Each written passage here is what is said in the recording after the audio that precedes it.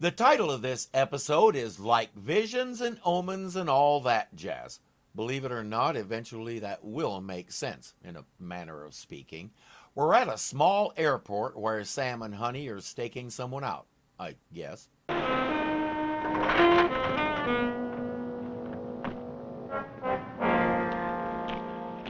Groovy day for it, man. Yeah, well, I'm hip. You just keep it that way, huh, T? Okay, okay. No, don't snow me, baby. A nice, easy jump, a quick pull, none of those heart stoppers. Dig? All right, keep it in the key of C all the way. The girl is Tina. Young, pretty, rich, looking for excitement, which is why she's into skydiving. Well, that daredevil stuff went out with the twist. I know. Well, just relax. Don't knock the twist. It's still the only dance I know. Mother? Mom drives a Rolls Royce and wears full-length furs. Did I mention that they're rich? Tina, I wish you wouldn't. She'll be a good girl, Mrs. Tilson. Old Pete just gave it a scan. Scout's honor. I have a bad feeling about this. Don't you mean Faustini has a bad feeling about this? With a name like Faustini, he's either a stage magician or a con man, or both. But it looks as though there may have been something to his bad feeling. Come on, you coke, pull it!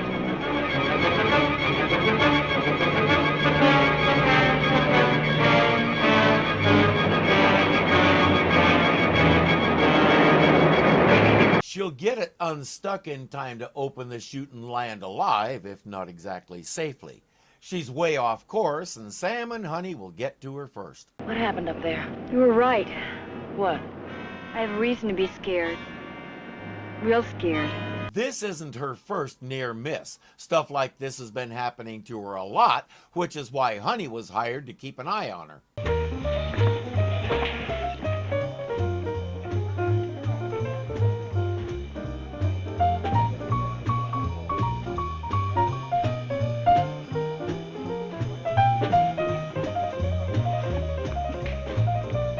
If Tina and that piano player get any cozier, Sam and Honey may need to look the other way. That's Pete Lynch, leader of the Pete Lynch Trio. As a jazz pianist, he's okay, good enough for lounge work like this. Tina seems to think he's good at lots of other things. Tina's concentrating on piano players this year. It's legal. Who was the Romeo she made the Collins with last year? That was no Romeo. That was a bookie, Artie Dixon. Bookies and piano players. To each your own. The important thing is Mrs. Tilson hired us to find out who wants her daughter dead. Whoever is doing it, they're doing a lousy job of it because she's still walking around seducing innocent young pianists. Parachute trouble, swimming accident, car brakes failing. She's a bad insurance risk. What we haven't been told yet is that Faustini, her mother mentioned, predicted each of these incidents.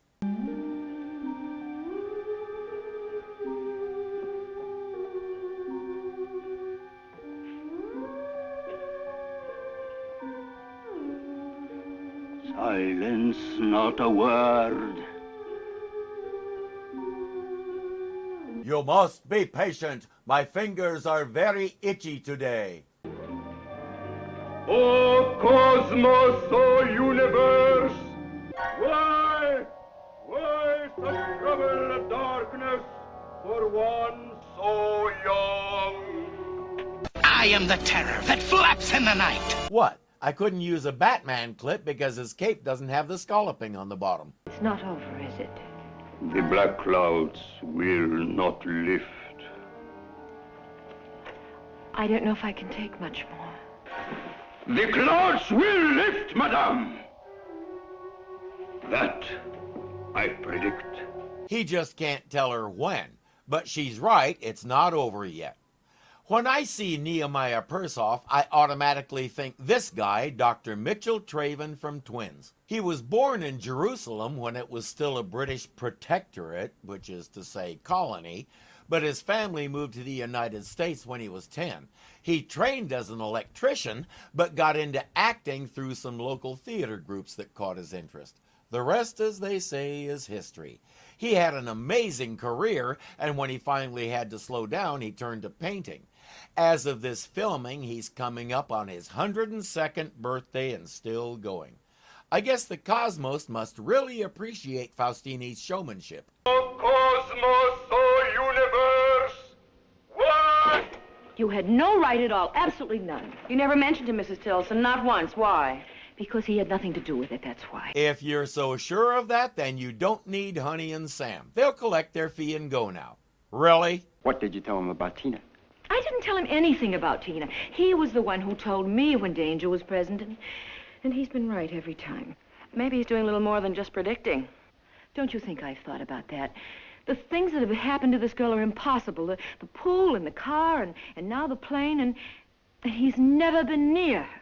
We need to add a word to your vocabulary because clearly you've never heard of it. The word is accomplice. The big questions are, who is it and what are they after?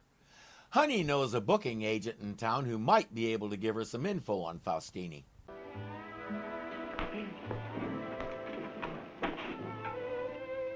And she gets to figure out which one he is. Hi, Marty. Honey, long time. How's the agency business? Shouldn't happen to a producer. Come in. Faustini is a failed actor that nobody wanted to hire, so he started doing this predicting racket. It's a typical operation. He has somebody on the outside who digs up all the information he needs on a client so he can tell them all about themselves, and isn't that remarkable? Him and 1,000 other so-called psychics. The only thing potentially supernatural about him is the way he's been making a good living in the predicting biz. Let their hair grow and get them guitars. They can't miss. At least it'd give him something a little more interesting to do. Back to the club to keep keeping an eye on Tina. Good night, baby. Good night.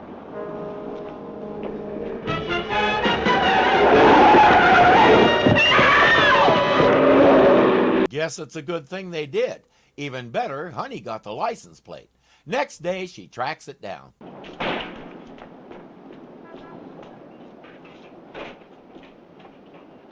Some young people might not realize that we used to use those as more than Superman changing stations. Though, since it's well established that Honey has a phone in her car, in this instance, I'm not sure why. A rental. And one of Tina's ex-boyfriends was renting it. I'll play it straight. Who? A bookie. Artie Dixon? Boy, what a sore loser. I tell you, Sam, some men... Artie insists he never rented a car, never tried to run Tina down. He's completely innocent. Now look, Chickie, why don't we forget all that jazz? And let's see you and I just have a nice little drink. What do you say? She says nobody gave you permission to put your hands on her. What are you, some kind of a ding-a-ling or something? You can prefer charges when the lieutenant gets here. Hey, what lieutenant? The one with the badge. He'll ask the same questions. Oh, no. Lousy couple of C's.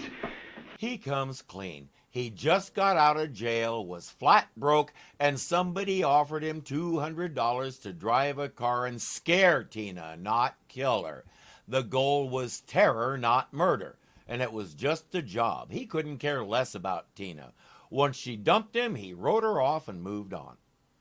Mom is back at Faustini's. He's predicting one more little incident, and then the vibrations will vibrato or something. Anyway, all will be well, and the dark cloud over Tina will be gone. Mrs. Tilson doesn't seem as into it as she has been in the past. The vibrations are of peace, harmony. Can the vibrations be more specific? Faustini predicts an end to your problems! You do understand that if that thing needs dusting, you have to actually touch it with something? I thought Madame would be very pleased.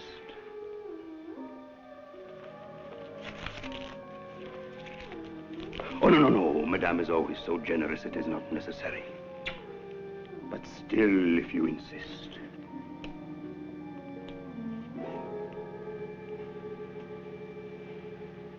I like to think that was Nehemiah Persoff ad-libbing and they kept it, but I have no way to know for sure.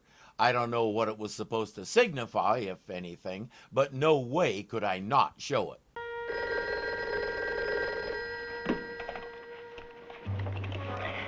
Yes? Who? It's Artie. Artie Dixon. Hey, voice out of the past. How are things at the $2 window? When you grow up with a nickname like Mimsy, yes, it's taken straight out of Jabberwocky, you're either going to run with it and make it all you can, or do your ding-bustedest to get rid of it and forget it ever existed. Young Ms. Merle Farmer there ran with it. Mimsy Farmer got noticed for her performance in Spencer's Mountain with Henry Fonda and Maureen O'Hara in 1963 when she was only 18. She did some more movies, but nothing really stood out. So she moved to Italy, married a screenwriter, and acted in Italian movies for many years. Later, she moved to France and acted in French movies. Funny how that works. She's retired from acting now, but both she and her husband are sculptors, and they've worked on some major Hollywood blockbusters in that capacity, including The Golden Compass and Pirates of the Caribbean, to name just a couple. Artie says, your mother has some serious trouble that I can't talk about on the phone. Now, Tina, you get over here right away. I mean it. Okay. Take a wild guess what she's going to find. I'll give you 5 seconds. Time's up. What's your answer? What was so important?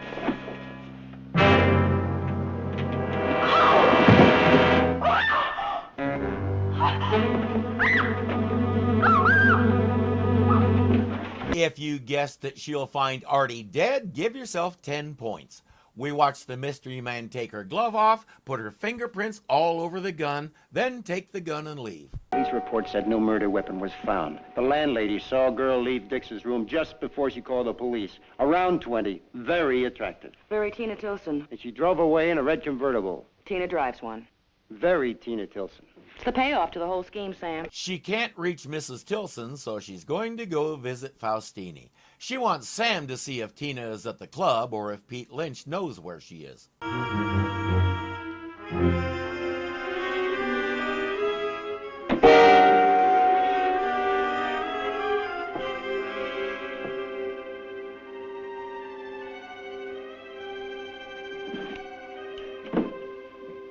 Those are the files he keeps on his clients, the ones with the info his helper collects, so he appears to know all about the person before he even meets them. One of them is relevant to our interests.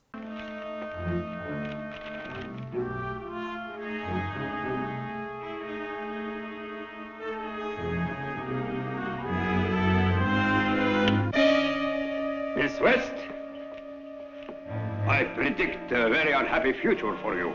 I have a little prediction for you too, Faustini. It's all over. This may come as a shock to a sad little man like you, but guns don't intimidate her. I'll take that. You've already taken it a long way. When's the payoff? Tonight? How much? You're not going to use that. It's not your style. You do the predicting, somebody else does the heavy work. That's part of the reason. She knows how to read people.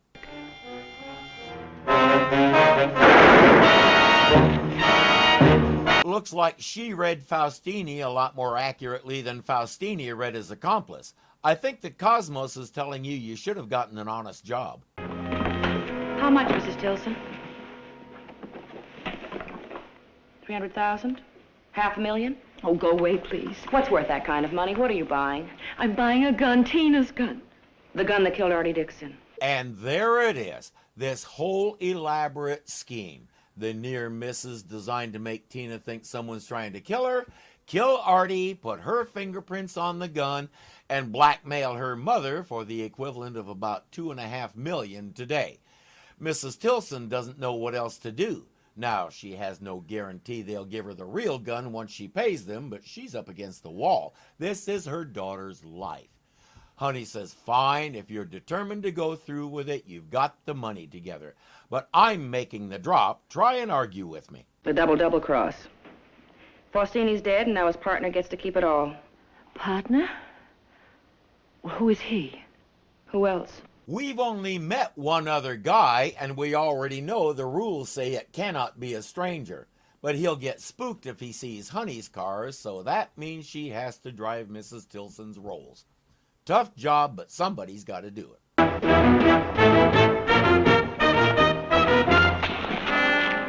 Are you playing it by ear, baby? Sour chorus. That won't sweeten it. My partner knows the lyrics. Well, I guess we'll just have to improvise, huh? Fly me to the moon? Just part of the way, baby. It's obvious what he intends to do, and Sam isn't there yet. Honey's been skydiving before, but always with a parachute. He says, not this time.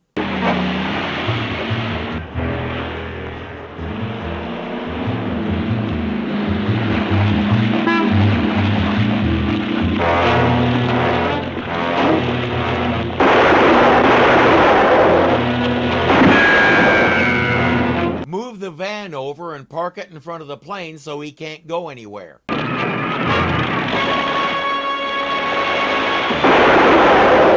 Sam, if you're gonna go on foot and try to shoot the engine. But again, better yet, go get the van and put it in front of him. Planes don't have reverse gears, so he's stuck.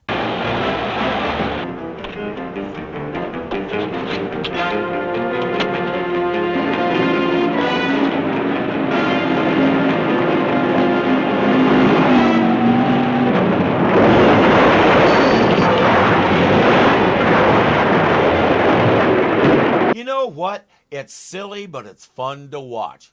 And at least she didn't use the forklift the way Sanchez did in License to Kill. No, I'm not going to show it. Yuck.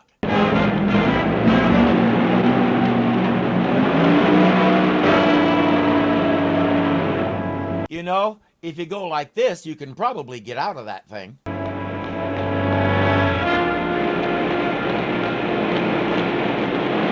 right, let's have the money. Main floor, last stop. Then again, he fell and twisted his knee so he can't run. That case is getting heavy and he's had enough. Needless to say, that club has a new piano trio, but they also have a brand new feature act. Now, ladies and gentlemen, we proudly present the Sophisticates.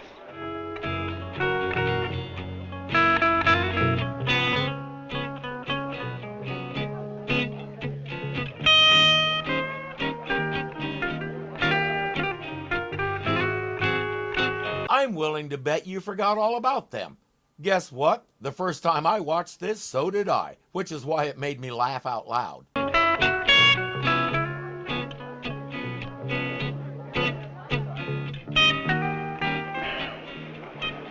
I wonder whoever dreamed up that act.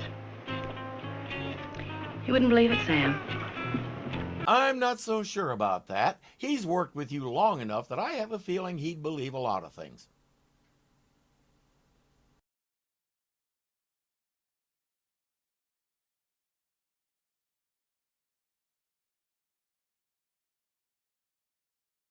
In a manner of speaking.